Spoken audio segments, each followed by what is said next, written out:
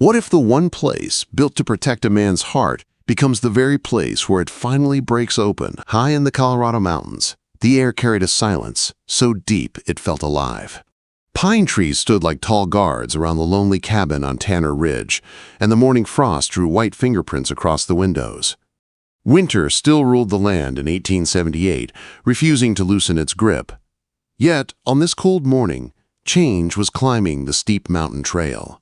A pack mule train pushed through the mist, hooves striking the frozen earth.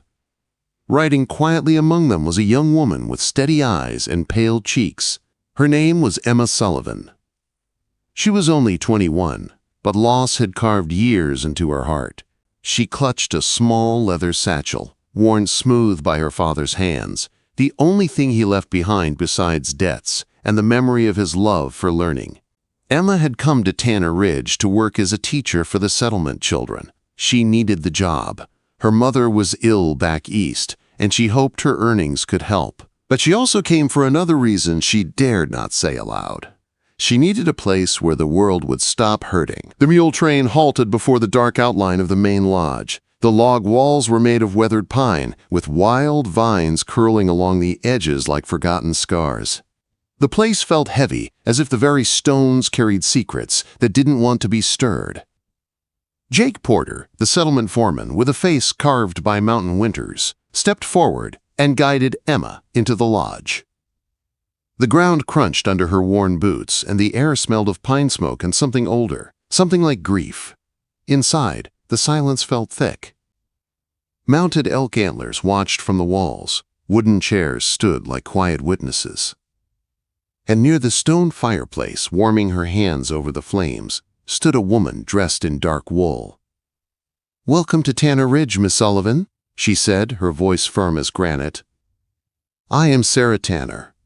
Sarah's eyes were sharp, taking in every detail. Emma's simple gray dress, mended boots, careful posture. Emma lowered her gaze respectfully. "I will do my best to serve this settlement with honor," she said softly. Sarah only nodded. "Discipline and discretion. Those are the rules here." Jake then led Emma down the long corridor toward the children's quarters. As they walked, Emma noticed that the building seemed to swallow sound. It was as if laughter had once lived here, but had long since packed its bags and left. The first room held a girl sitting by a frost-kissed window. Mary Tanner, 9 years old, with blonde hair falling over thin shoulders. Her hands rested on a closed book, forgotten. "Good morning, Mary," Emma said gently. Mary looked at her with eyes far too old for her young face. "Are you my new teacher?" "Yes, dear. I'm here to teach you and keep you company." A faint smile touched the girl's lips, fragile as thawing ice. In the next room, little Tom, 6 years old, all elbows and curiosity, peered from behind a chair with wide brown eyes. Emma knelt to his level and offered him a blue ribbon from her bag. "If you keep this safe," she told him, "tomorrow I'll teach you a story about bears who fish in mountain streams." The boy's laugh broke the heavy stillness like sunlight breaking through clouds. By late afternoon, Emma felt a strange pull toward the mountain path behind the settlement. She followed it, her breath forming soft clouds in the cold air, until she reached a small, abandoned trapper's cabin. Its logs were gray with age, and its windows looked like empty eyes. Inside, dust floated through the golden light. The air smelled of dried herbs and thyme. Emma found a small collection of withered wildflowers, their petals faded, their stems brittle. She knelt and touched the earth beneath them, feeling the coldness seep into her fingertips. "Not everything is dead here," she whispered. "Some things just need spring." A deep voice broke the silence behind her. "No one has entered this place for years." Emma turned quickly, her breath caught.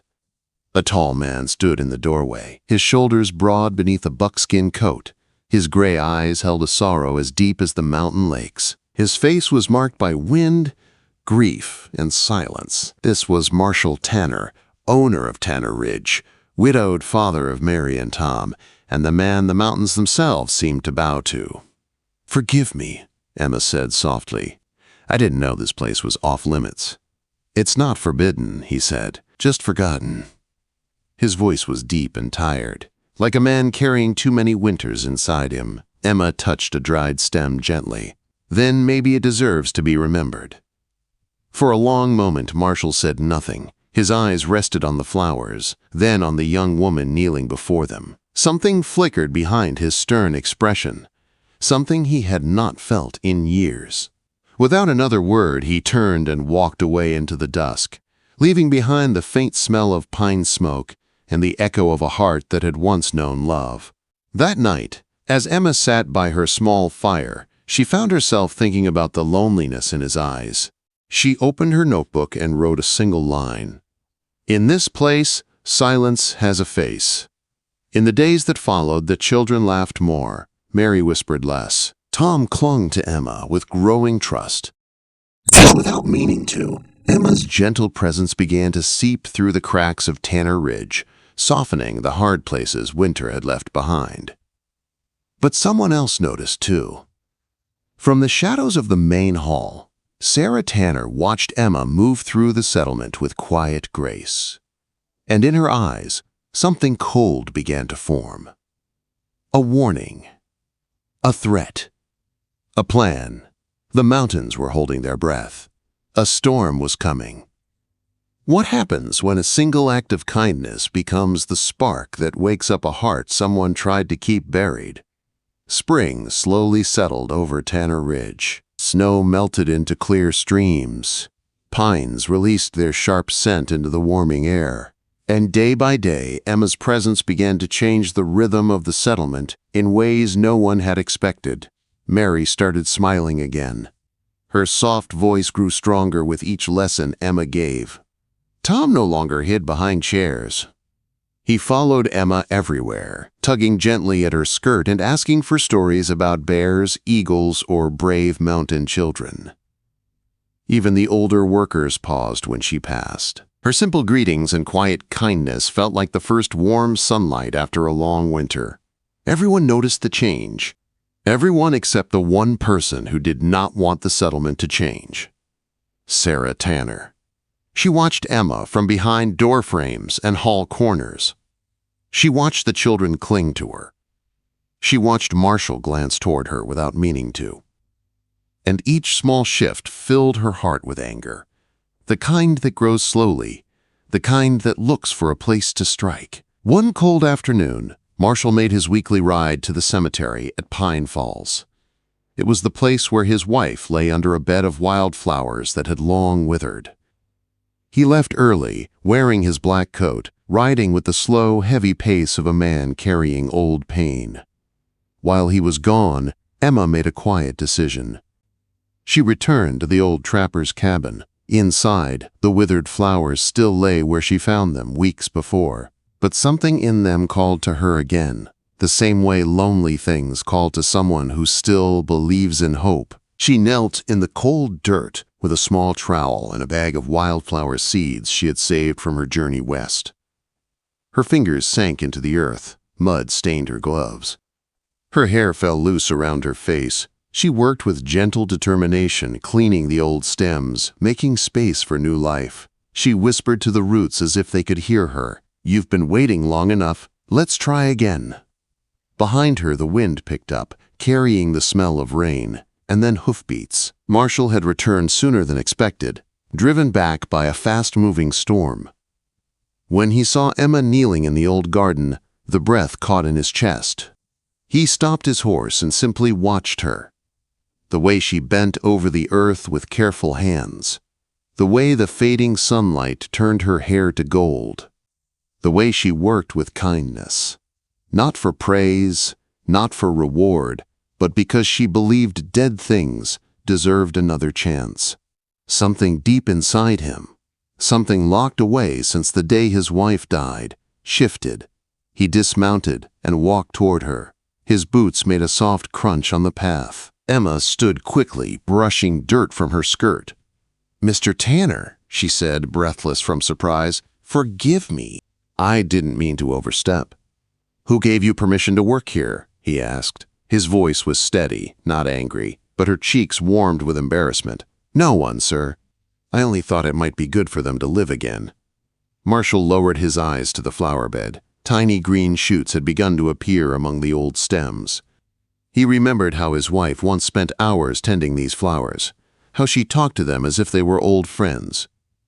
"My wife loved these," he said quietly. "They died when she did." Emma's voice softened. "Sometimes things don't die. They just sleep." He looked at her, and for the first time the weight in his eyes eased, only a little, but enough for her to see it. "Perhaps they do deserve another chance," he whispered. Then he turned and walked away, leaving Emma with a heart beating too fast and a hope she didn't dare name. That night, the silence at the dinner table felt different.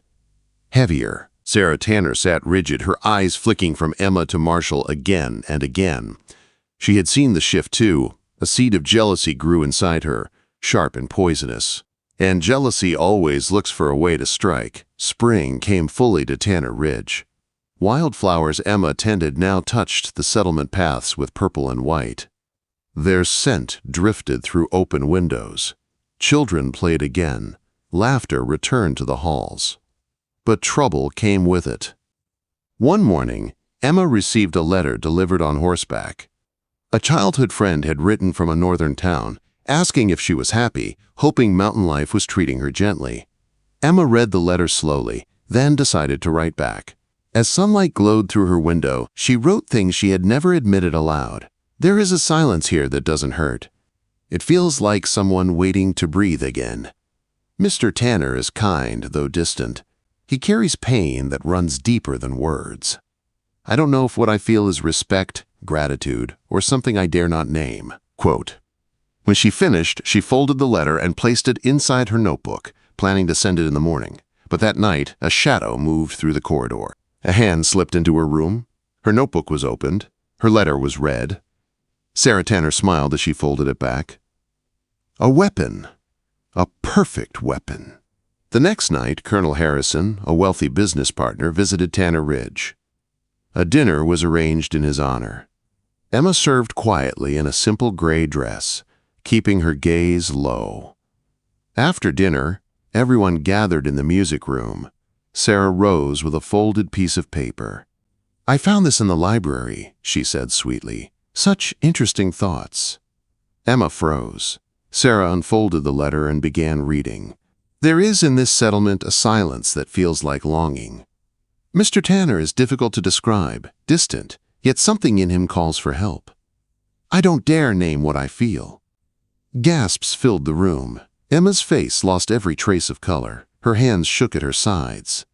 "That's enough," Marshall said sharply, standing. His voice cut through the room like a blade. "The letter was stolen, and reading it aloud is shameful." "But the damage was done." Emma's heart shattered. Mary tried to run to her, but Emma turned and left the hall. Every step felt like a knife. By morning, she wrote a small resignation note. She packed her few belongings. And without saying goodbye, she walked away from Tanner Ridge on the back trail, her boots sinking into the damp earth. Behind her, the settlement fell silent again. Mary cried for days. Tom stopped laughing. Marshall grew pale, with a grief he could no longer hide. A mistake that had cost him everything. And Emma? She walked toward Pine Creek with nothing left but her wounded heart. What if the love you tried to bury turns out to be the only thing strong enough to bring you home? Emma reached the village of Pine Creek with nothing left but the clothes in her small trunk and the strength she forced herself to gather each morning. She found work at the orphan school, teaching children how to read and write. Her voice was still gentle, but her heart had a bruise that no one could see. She kept her hair tied in a low bun, wore simple dresses, and avoided questions. Every afternoon she sat under the old oak behind the school. She watched the sky change colors and wondered if the wildflowers on Tanner Ridge had survived without her. She wondered if Mary laughed again. She wondered if Marshall still walked with that heaviness in his steps. But she refused to let her thoughts go deeper than that. Pain had a way of dragging a person backward, and she was trying her best to move forward. Then one morning, everything changed. "Miss Sullivan," the school director called, "you have a visitor." Emma expected a traveling merchant, maybe a parent. Instead, she saw a wagon, and in front of it, Mary. The little girl ran down the steps and threw her arms around Emma's waist, crying hard enough to shake her small frame. "Miss Sullivan," she sobbed. "Please come back. Nothing feels right without you. Tom won't play. I can't sleep. Papa doesn't smile at all." Emma's hands trembled as she held her. She looked up and saw Jake Porter beside the wagon. He stepped forward and handed her a small bouquet wrapped in simple brown paper. Inside the bouquet were wildflowers, fresh, full of color. Between the stems was a folded note. Emma sat under the oak with Mary leaning against her side. Her fingers shook as she opened the letter. "Emma, I waited too long to write, and my excuses mean nothing now. My silence was cowardice. My distance was failure. You brought life where I had let grief settle like dust. If even the smallest seed remains of what we shared, let me tend it. As you tended the wildflowers I had given up for lost. Marshall Tanner." The paper blurred as her eyes filled, but she didn't cry. She pressed the letter to her chest, the way someone holds something fragile, something precious she had tried so hard to forget. But the truth was simple. Her heart had been waiting. The wagon rolled toward Tanner Ridge on a soft June morning. Emma sat inside, wearing a light blue muslin dress that matched the sky. Her heart beat fast as the mountains rose higher around them. The moment they arrived, Marshall stood waiting. He wore a pearl gray suit. His shoulders were broad, but his eyes, those gray eyes that once held only loneliness, now shone with emotion he didn't try to hide. "Miss Sullivan," he said quietly, "welcome." For a breath neither of them moved. The world felt too still, too sacred. They walked side by side into the clearing, toward the wooden gazebo wrapped in blooming wildflowers. Flowers Emma had saved. Flowers Marshall had tended in her absence. "I made mistakes," Marshall said, his voice unsteady. "I was wrong to stay silent. Wrong to let fear guide me. Wrong to let you walk away alone." Emma looked down, her fingers curling lightly at her sides. "I only wanted to do my duty." "And you did more than your duty," he said. "You gave this place life again. You gave my children light. You gave me something I thought was gone forever." He drew a deep breath. Hope. The silence that followed was warm, full, alive. Then Emma spoke softly. "Why call me back now?"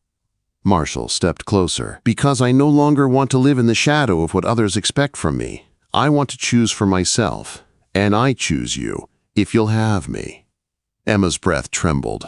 "I don't seek forgiveness." "Then what do you seek?" "A life where I don't have to hide what I feel." Marshall placed a hand over his heart.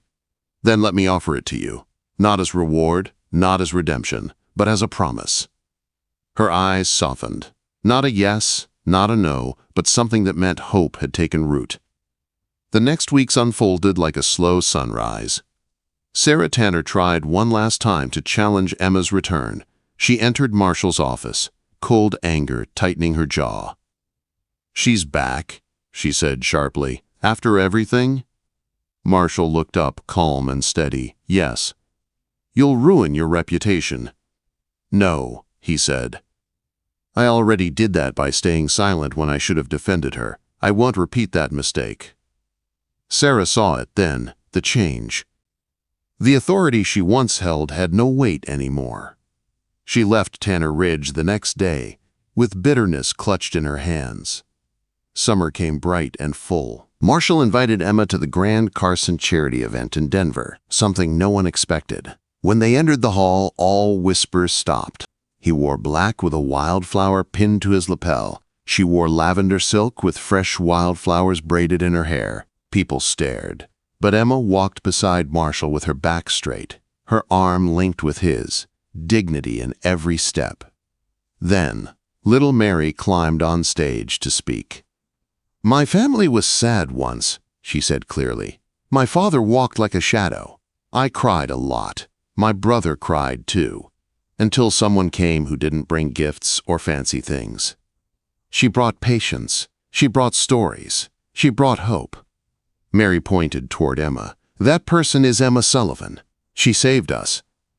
The hall fell into stunned silence. Then someone clapped. Then another. Within seconds, the entire hall rose in a standing ovation. Emma covered her mouth, tears filling her eyes. Marshall took her hand. Not flirtation, not showmanship.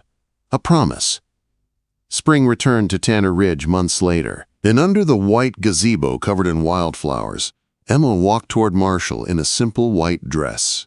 Her hair held fresh blossoms Mary had woven herself. Marshall's smile was full for the first time in years. The ceremony was small, quiet, beautiful. When they joined hands, it felt like the mountains themselves breathed out a long-held sigh. Emma and Marshall built a new life, one of books, children, wildflowers, and hope. They opened a school in Denver. Mary grew strong and confident. Tom wrote poetry. The settlement bloomed with laughter. Years passed. Love stayed. Each anniversary, they planted a new wildflower in the clearing, and their children, Lily and Edward, grew among books and blossoms, knowing the power of tenderness and truth. One autumn afternoon, Emma stood in the clearing and breathed the crisp mountain air. Marshall wrapped his arms around her waist. "Do you remember," he whispered, "when you told me wildflowers could bloom again?" She smiled softly. "They only needed a little faith." "And a second spring," he added. Emma leaned against him as their children laughed among the flowers.